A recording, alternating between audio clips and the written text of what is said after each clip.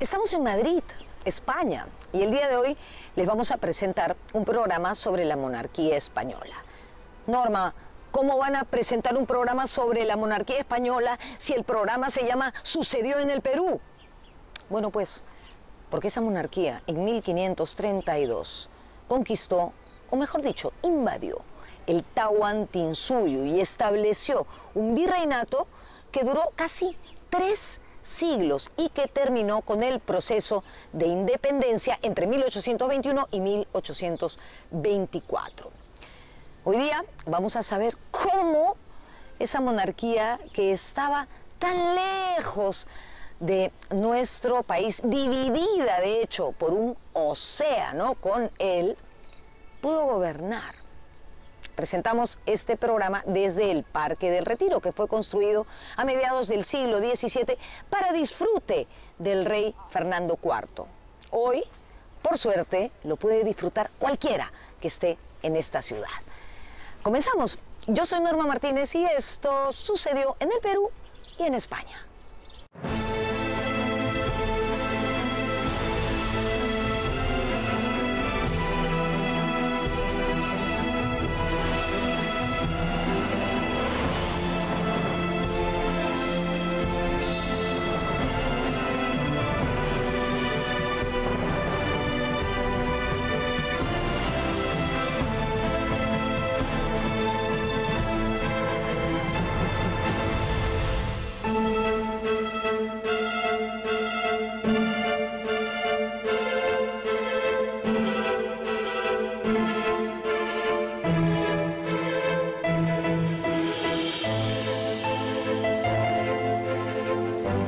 Aunque existen muchos antecedentes, si queremos encontrar un punto de partida en la historia de la monarquía española, quizás sería a fines de la Edad Media, en el siglo XV. Desde el siglo VIII, los árabes habían ocupado gran parte de la península ibérica, pero hacia principios del siglo XV, los reinos de Castilla, Aragón, Navarra y Portugal habían expulsado a los musulmanes de la península. Solo quedaba el reino de Granada. En ese contexto podemos encontrar el origen de la monarquía española. Podríamos hablar de cómo en la Edad Media se van a formar diversas monarquías porque serán distintos reinos. A partir de la conquista islámica de España, pues por un lado van a hacer el reino de Asturias-León, por otro lado el de Aragón, y luego ya pues irán formando junto al de León el reino de Castilla, que luego se fusionarían y se irían formando pues distintos reinos que van a confluir luego en el reino de España, que en realidad pues van a hacer con los reyes católicos ya a final del siglo XV, ¿no? Y a principios del siglo XVI.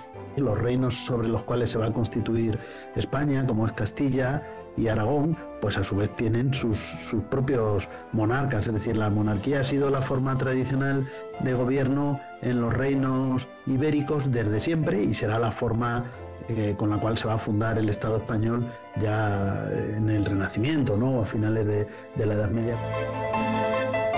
En 1469 se casaron los que conocemos como los Reyes Católicos. Fernando, heredero de Juan II de Aragón, e Isabel, hermana del rey de Castilla, Enrique IV. Con este matrimonio se unieron 2 de los más poderosos territorios de la península y formaron un solo estado. Podríamos decir que ese es el origen del Estado español. Los reyes de España descienden del primer rey, de la reina Urraca inclusive, y del primer rey de Pelayo inclusive, de la Reconquista. Hay cuadros genealógicos que pueden determinar cómo desde el primer monarca de la Reconquista descienden hasta la actualidad, hasta Felipe VI, por líneas de baronía o líneas matrilineales. La primera dinastía que reinaba España en el momento en que Cristóbal Colón fue contratado por Isabel, reina de Castilla, fue la Casa de Trastámara. En 1504 ella murió y tras el breve reinado de su hija, conocida como Juana la Loca, y después de una serie de vicisitudes, llegó al poder Carlos I, hijo de la misma Juana y de Felipe el Hermoso, nieto de los reyes católicos y del emperador Maximiliano de Habsburgo. Esto dio inicio a la dinastía de los Habsburgo, o los Austria, que se extendió durante 2 siglos. A Felipe lo casan con Juana y va a ser la madre de de una innumerable prole, donde el primogénito va a ser Carlos I de España y V de Alemania, y el segundogénito va a ser Fernando de Austria, también emperador. Entonces ahí está la casa de Austria. Entonces Carlos fue el primer rey de los Habsburgo.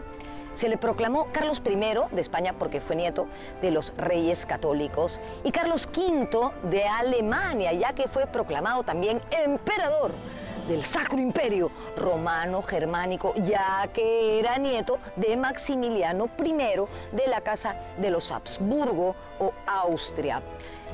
Esa estatua que vemos aquí fue hecha en su honor. De hecho, acá hay un paseo con estatuas de varios reyes. La monarquía de los Austrias comienza con el reinado de Carlos V en 1516, cuando se convierte él en Carlos I de España, y luego en 1519, cuando ya se convierte en emperador, ¿no?, del Imperio Habsburgo, propiamente tal, y rey de alemanes, que coincide con el comienzo de lo que se llama la conquista de México, cuando Cortés comienza a entrar y conquista Tenochtitlán, básicamente. A Carlos I le sucedieron Felipe II, Felipe III, Felipe IV y Carlos II, el último rey Habsburgo. El gobierno de los Austrias se va a caracterizar básicamente por la implementación, ¿no?, de nuevas estructuras una vez terminada la conquista, que más o menos en términos temporales sería en el Perú en los años 1550, 60, ¿no?, porque hay guerras civiles, etc. En el caso mexicano, la conquista termina en 1535, cuando llega el primer virrey, cuando se instala, ¿no?, se crea el primer virreinato de Nueva España, que va a dar paso a una sistematización y una implementación de nuevas estructuras políticas, sociales y culturales, si quieres, ¿no? Se instala la Iglesia Católica, pero también se desarrolla todo un sistema cultural, ¿no?, bien importante, que va a ser desde el comienzo lo que se podría decir una cultura muy híbrida o mestiza, ¿no?, porque obviamente los pueblos originarios van a tener un impacto muy importante en ese desarrollo. Un asunto crucial para la monarquía fue cómo ejercer el control en los lejanos territorios americanos.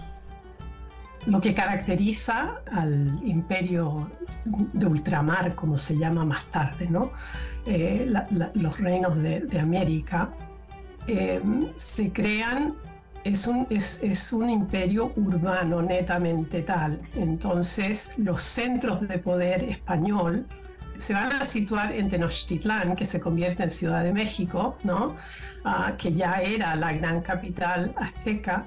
Y en el caso de Lima, van a crear una capital nueva, que es Lima, ¿no? Y eso se hace a través de nuevas instituciones que se crean, como las audiencias, que van a ser estas cortes reales, ¿no?, que van a legislar la parte legal, por decirlo así.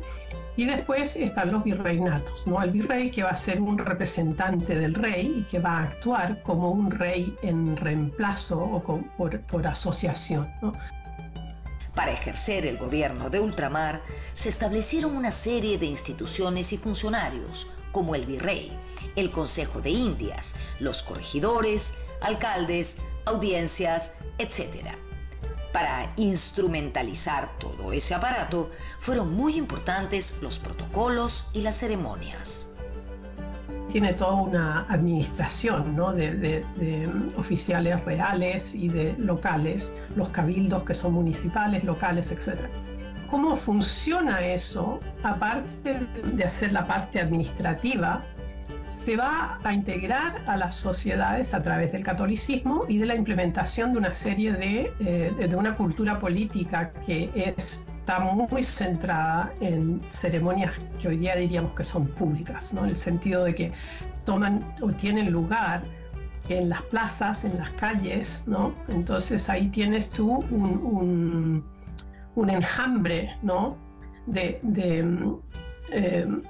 de ceremonias que son seculares, políticas, donde por ejemplo cuando llega un virrey nuevo se le hace una gran entrada oficial, se le recibe en Callao y después hay toda una procesión, ¿no? En la que participan diferentes elementos de la sociedad local y también de los oficiales reales que vienen con él, ¿no? Y su casa real.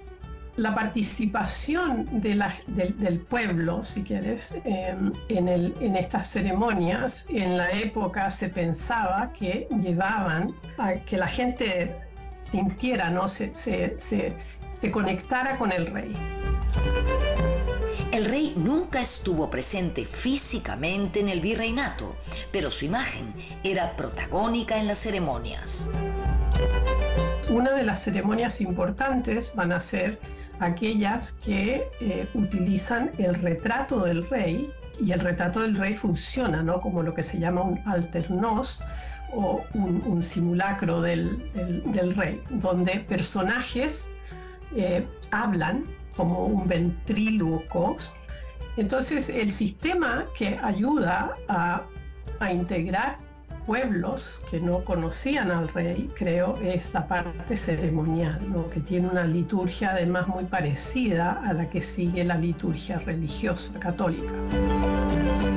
Las ceremonias con la participación, llamémosle ahora virtual, del rey, no solo se producían en América, sino también en Europa.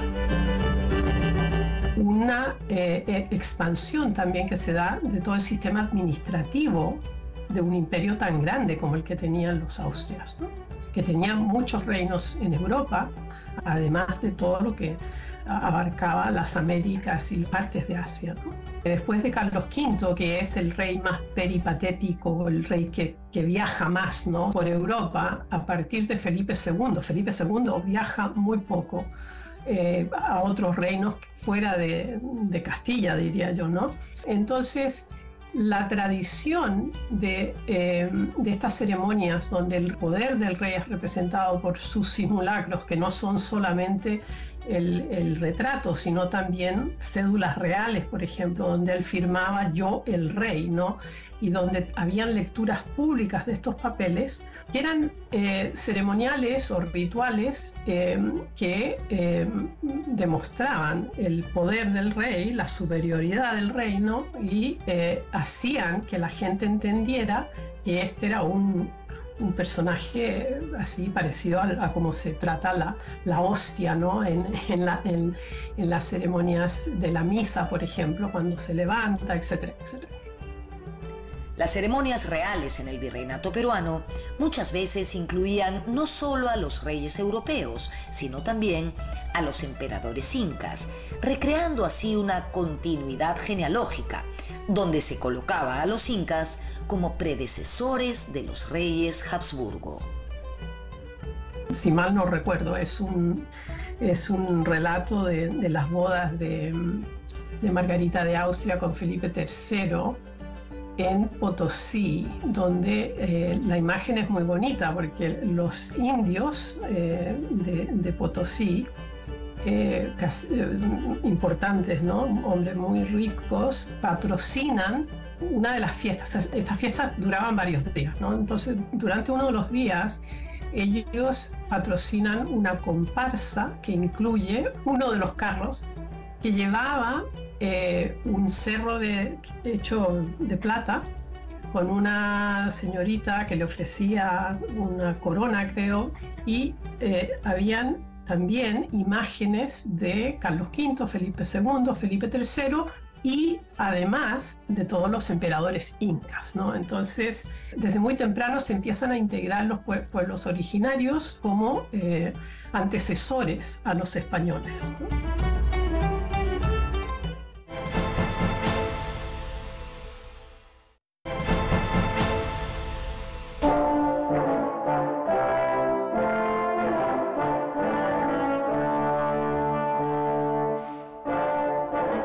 Esta estatua que acabamos de ver es el último rey de la dinastía Habsburgo, Carlos II, quien gobernó España de 1665 a 1700. Le decían el hechizado, porque era débil, enfermizo y dicen que de escasa capacidad mental. Además, no podía tener hijos. El niño estuvo oculto. Al rey niño no se lo podía ver y pensaban que iba a morir pronto.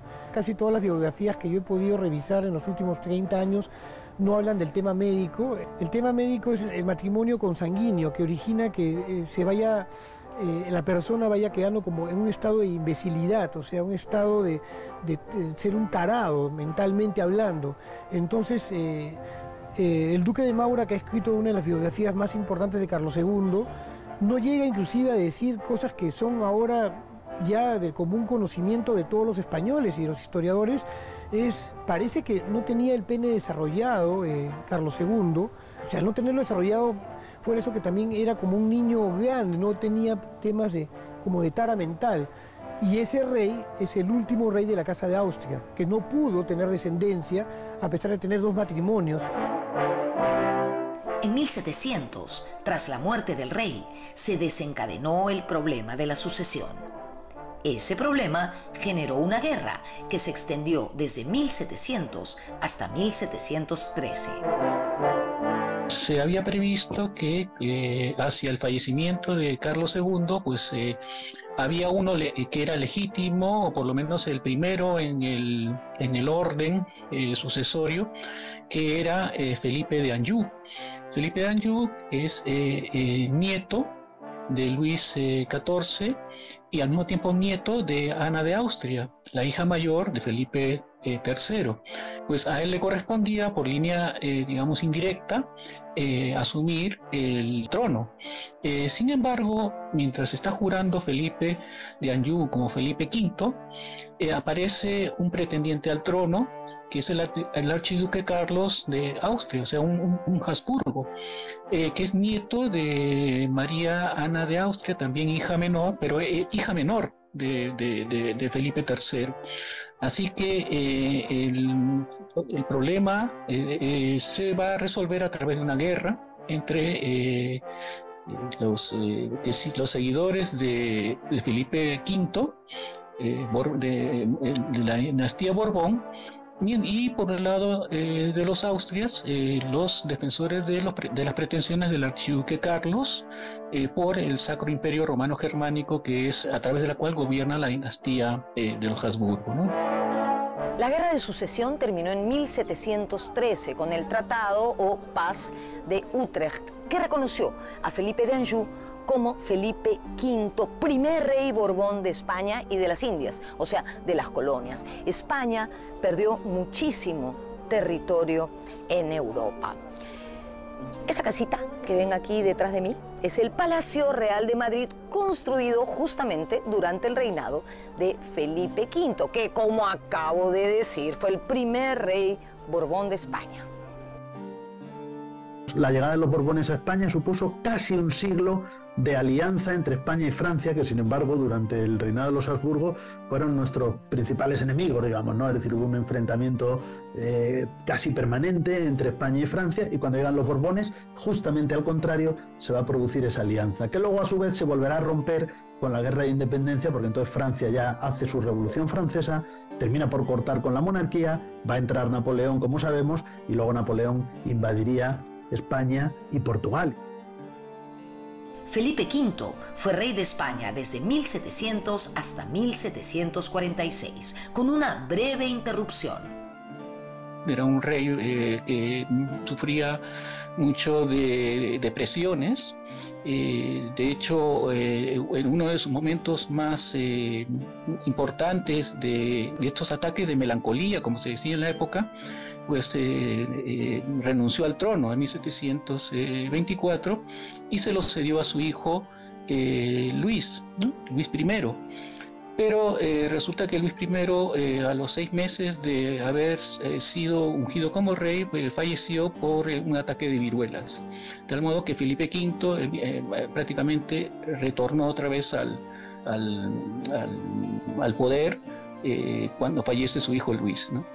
Y tiene una esposa muy importante que va a ser Isabel de Farnesio, que es la segunda esposa de Felipe V, la cual va a dar a luz al futuro rey Carlos III.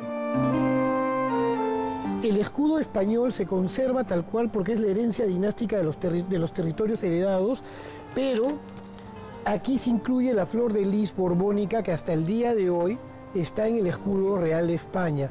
Este es el símbolo de que la nueva dinastía reinaba, no estaba con la Casa de Austria porque son las armas de los Borbones. Son 3 flores de lises en fondo azul con un borde rojo.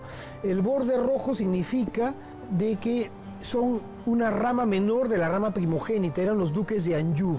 Al duque de Anjou se le ofrece la corona española y sus armas son colocadas en el escudo y eso se llama escudete. Lo vamos a ver en el papel sellado a lo largo de todo el siglo XVIII hasta que el Perú se independiza. Los primeros monarcas, Felipe V y Fernando VI, no cambiaron el escudo del papel sellado, lo incluyeron en su escudete. Carlos III cambia el escudo, Carlos IV también cambia el escudo y Fernando VII lo simplifica a un león con una torre. Esos papeles sellados se usaban para todos los trámites legales. Así como los Austria estuvieron presentes de manera remota en las ceremonias realizadas en el virreinato peruano, los Borbones del siglo XVIII transmitieron los acontecimientos de la dinastía mediante cédulas reales. ¿Los peruanos supieron de la dinastía que los reinaba? Probablemente sí. La segunda boda del rey Felipe V en 1715 está registrado en el libro de cabildos, que se van a celebrar, se van a hacer fiestas. Tenemos las dobles bodas mencionadas en el libro de cabildos, la doble boda de 1721 de Mariana de Borbón con el rey de Francia y la boda del príncipe de Asturias Luis de Borbón con una princesa de Orleans, pero no tenemos ningún documento. Para señalar solo un ejemplo de una celebración fastuosa durante el reinado de Felipe V, podemos señalar el año 1723.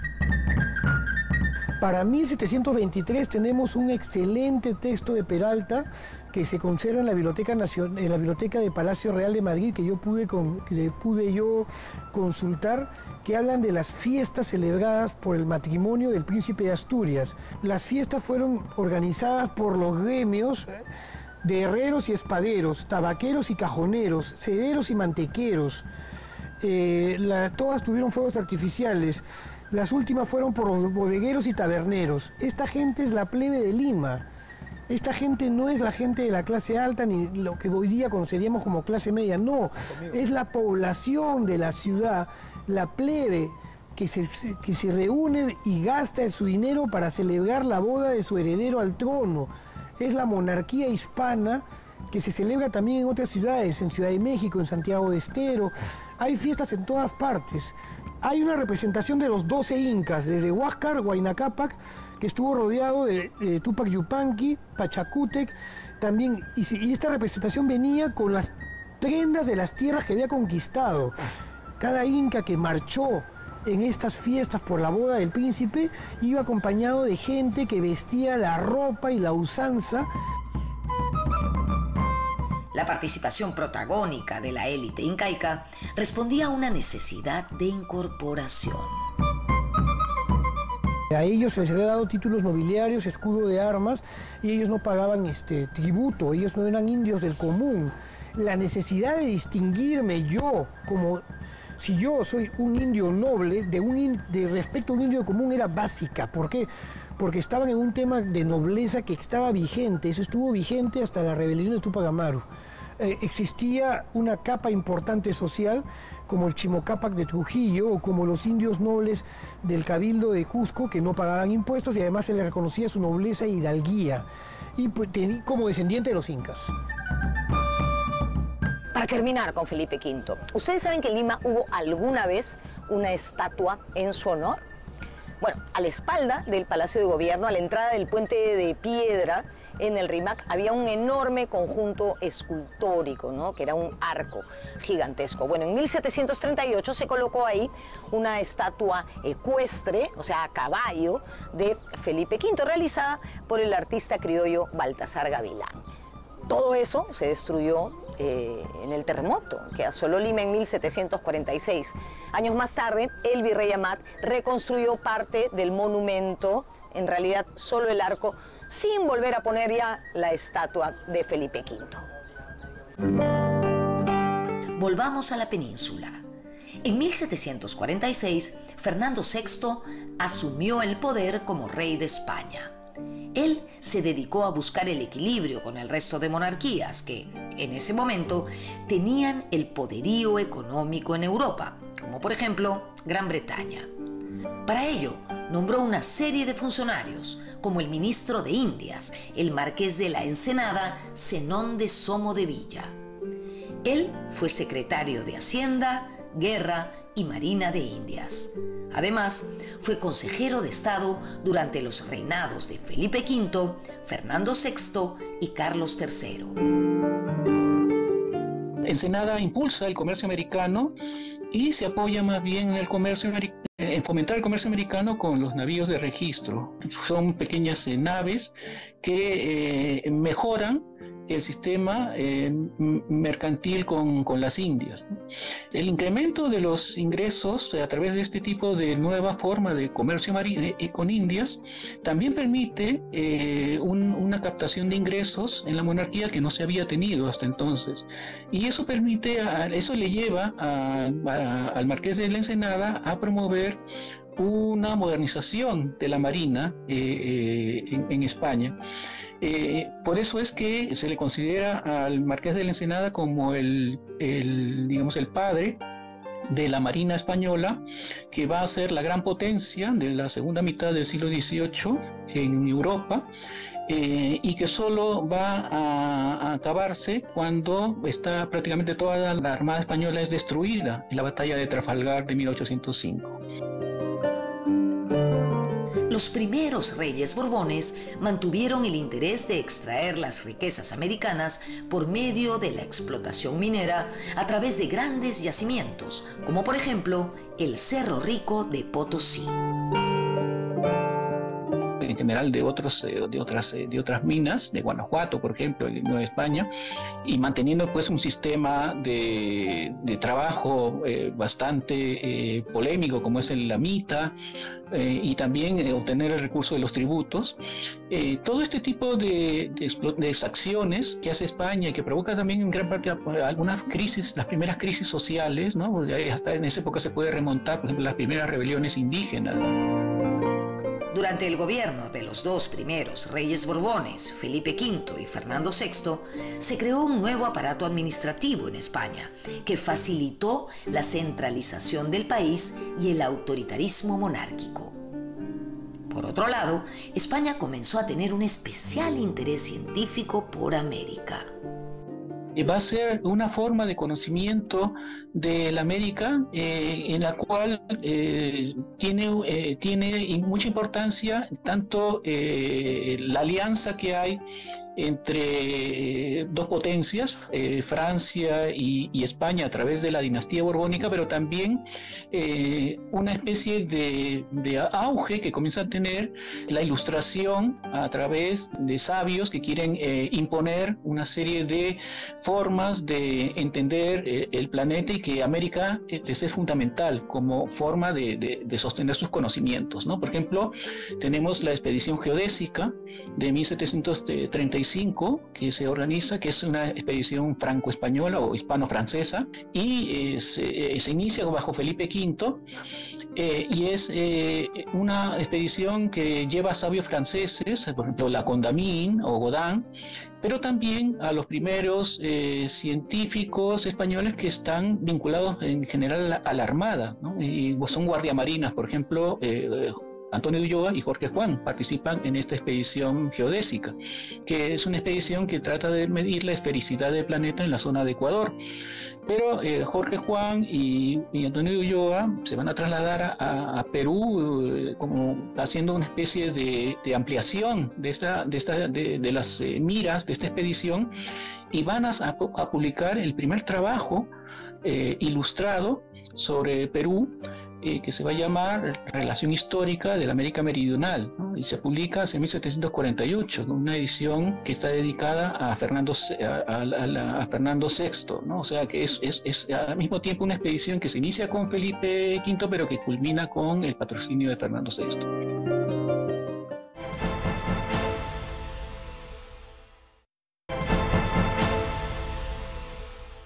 En 1759, tras el fallecimiento de Fernando VI, se coronó rey de España a Carlos III, el rey Borbón más representativo del llamado despotismo ilustrado español. Bueno, apenas asumió la corona, a este señor le tocó lidiar con un conflicto que había empezado en 1756, la llamada Guerra de los 7 Años. La pérdida de La Habana es un hecho fundamentalmente clave dentro de la forma en que va a actuar en el futuro Carlos III, ¿no? La guerra terminó con la Paz de París de 1763, mediante la cual España cedió a Gran Bretaña la Florida y algunos territorios del Golfo de México, y a cambio se recuperó La Habana y también Manila, que había sido ocupada, ¿no? Y para los franceses, la Luisiana francesa pasó a manos de España, y Portugal, que era aliado en ese momento de los británicos, recuperó la colonia de Sacramento. La siguiente guerra internacional que enfrentó Carlos III fue la independencia de las 13 colonias en 1776. España y Francia vuelven a aliarse e intervienen en esta guerra combatiendo contra los ingleses. Pues prácticamente ya aquí se logra el propósito hispano-francés de contener y asestarle un duro golpe a Inglaterra. Por el Tratado de París, que pone fin a esta guerra, España recupera la Florida y las costas de Honduras, y también en el ámbito del Mediterráneo, pues recupera Menorca. Estos son las dos guerras, las dos contiendas internacionales que tienen que ver, pues, un conflicto entre tres potencias europeas que implica fundamentalmente ya a toda la América, ¿no? La América inglesa, la América francesa y la América española. Durante los casi 30 años de reinado de Carlos III, se promovió un nutrido plan de reformas para impulsar el desarrollo material del país, como la libertad de comercio con América o la expulsión de los jesuitas, entre otras. Para los asuntos indianos, durante Carlos III hubo un ministro fundamental que hay que destacar, que es José de Gálvez, es ministro de Indias en 1776, es el ideólogo de las reformas borbónicas. Bajo su gobierno, pues él va a imponer, por ejemplo, las intendencias, ¿no? en América. Y también va a promover el desplazamiento de los criollos para entregar los cargos más importantes de las administraciones indianas a magistrados peninsulares, ¿no? En 1788, Carlos III murió y lo sucedió en el cargo su hijo con María Amalia de Sajonia, quien asumió como Carlos IV. En este periodo, el despotismo ilustrado entró en crisis debido a que un año después de su asunción, estalló un cataclismo que sacudió a Europa y luego al mundo: la Revolución Francesa. Este hecho va a provocar que Carlos IV retroceda prácticamente en todo el proceso reformista que se había iniciado desde Felipe V hasta Carlos III. Es decir, más bien lo que se trata es establecer lo que se llama por entonces el cordón sanitario ideológico para impedir el contagio de la Revolución Francesa tanto en la península ibérica como en América, en la América española. El final del apogeo de la Armada Española concluye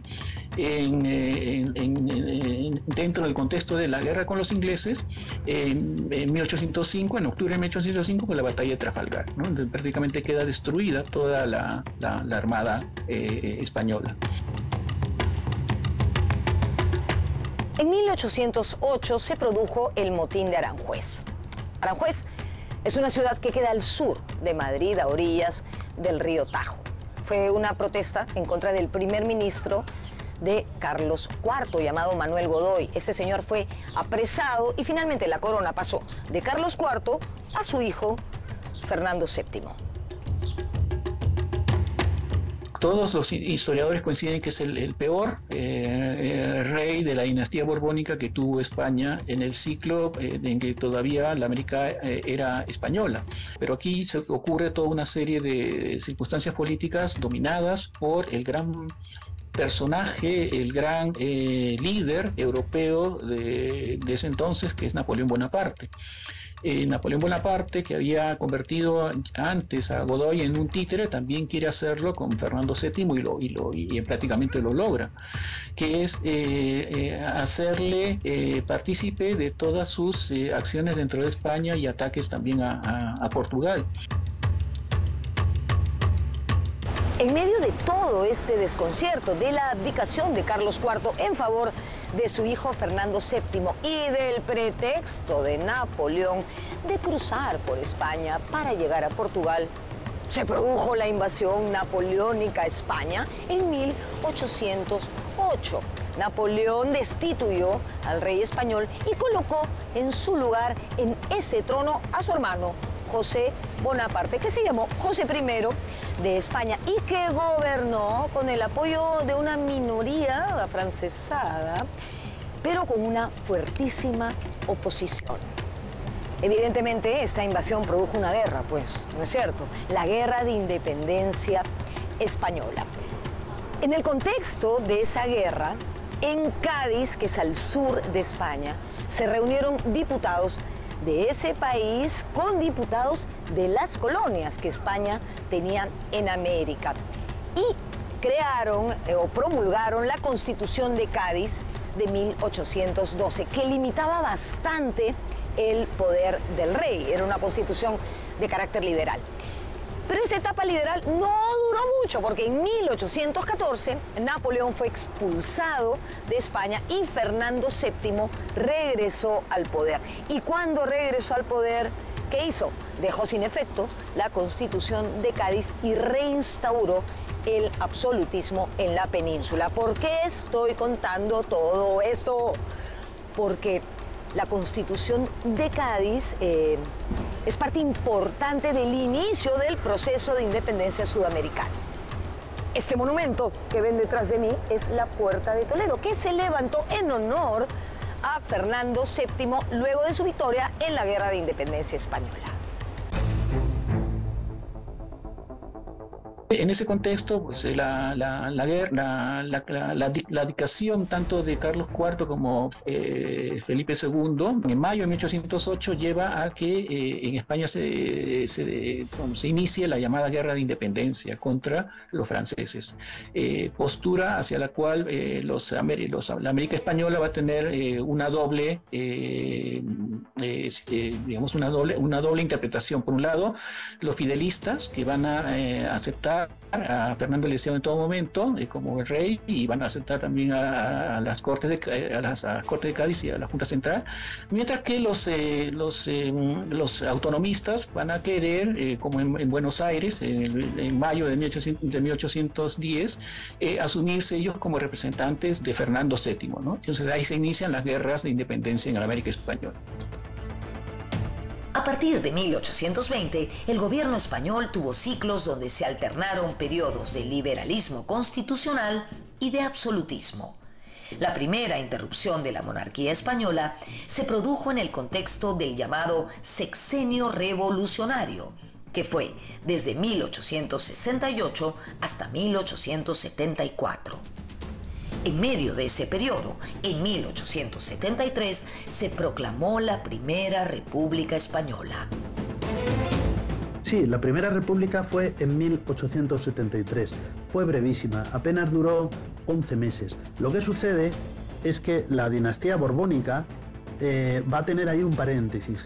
Unos años antes, en 1868, pues la reina Isabel II abdica y tiene que salir del país. Pero entonces se va a aprobar la Constitución de 1869, que vuelve a ser monárquica, pero ya faltaba el rey. Era una constitución monárquica y había que elegir rey.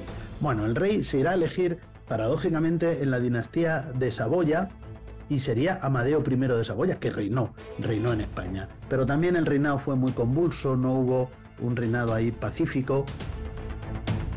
En 1873, cuando se proclamó la Primera República Española, en el Perú, del mismo modo, acababa de elegirse un año antes, en 1872, al primer presidente civil de nuestra historia, Manuel Pardo.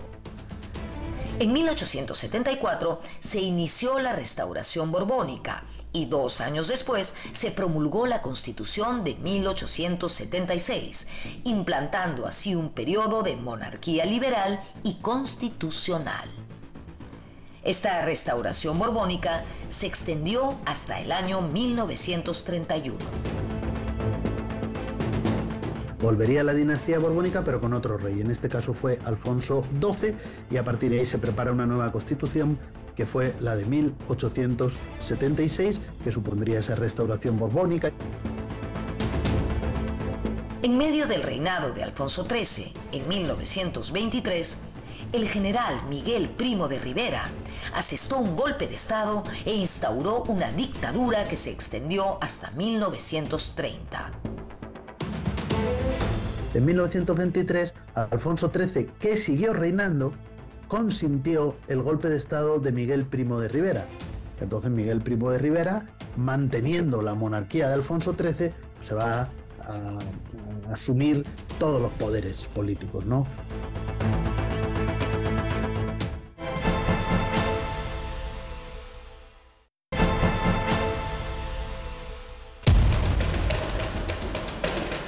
En 1936 estalló la Guerra Civil Española y se extendió hasta 1939. Más adelante, en 1969, el general Francisco Franco nombró como sucesor a título de rey a Juan Carlos de Borbón, nieto de Alfonso XIII, quien asumió como rey de España en noviembre de 1975, 2 días después de la muerte de Franco. Juan Carlos tampoco era el heredero legítimo, porque el heredero legítimo era su padre, don Juan de Borbón. Y lo que hizo Franco con esa elección era romper la línea legítima borbónica de la monarquía española. Con lo cual, ese restablecimiento de la monarquía no era tal.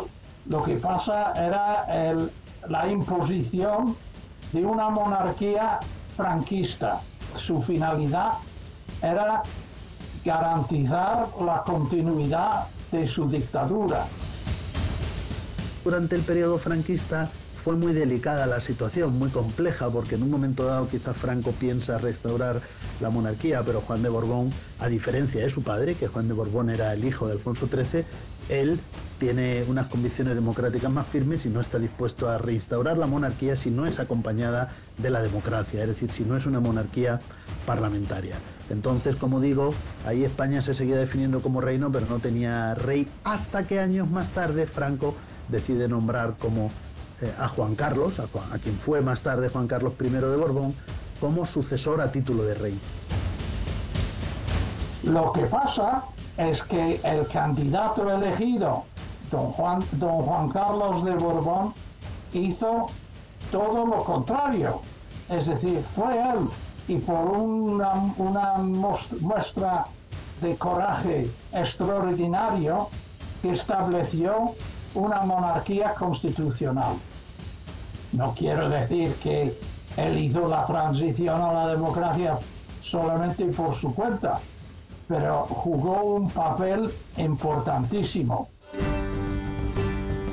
Entonces, bueno, ahí sería una nueva reinstauración de la monarquía, pero hay que decir, porque esto para mí es la parte más importante, que la Constitución de 1978, aunque mantiene al monarca que había nombrado Franco, que era Juan Carlos I, y aunque mantiene el régimen monárquico, rompe con todos los precedentes, estableciendo una auténtica monarquía parlamentaria donde el rey, como se dice en el constitucionalismo británico, reina pero no gobierna, es decir, el rey no tiene ninguna capacidad de decisión política y por lo tanto las monarquías parlamentarias son plenamente democráticas. El rey es una figura meramente simbólica. Por lo tanto, aunque nuestra monarquía desde 1978 está obviamente emparentada con la dinastía, forma parte de la dinastía de los Borbones de la que hemos hablado y está enlazada con los reyes anteriores, sin embargo, en términos políticos y sobre todo en términos jurídico-constitucionales, es un régimen absolutamente nuevo, ¿no? Es una monarquía parlamentaria que en muy poco se parece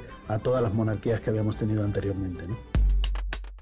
En noviembre de 1978, Juan Carlos I de Borbón y su esposa Sofía realizaron una visita oficial al Perú. Fueron 4 días de actividades. Visitaron las ciudades de Lima, Cusco y Arequipa. En el año 2014, Juan Carlos I abdicó el reinado a favor de su hijo, Felipe VI, actual rey de España. Felipe VI realizó junto a su esposa Leticia una visita oficial al Perú en el año 2018. Del mismo modo, el año 2021 estuvo en Lima para la toma de mando del presidente Pedro Castillo. La extraordinaria popularidad de la monarquía en España en los últimos años del siglo XX se debía personalmente a Juan Carlos. Cayó en desgracia y tuvo que abdicar en 2014.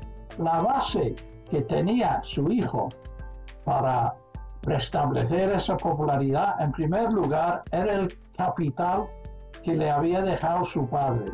Lo ha hecho bastante bien y la popularidad de la monarquía ha empezado a subir de nuevo, aunque también desde la salida de Juan Carlos también ha subido la popularidad del sentimiento republicano. Creo que todo respecto a la pregunta ¿qué pasará con la monarquía?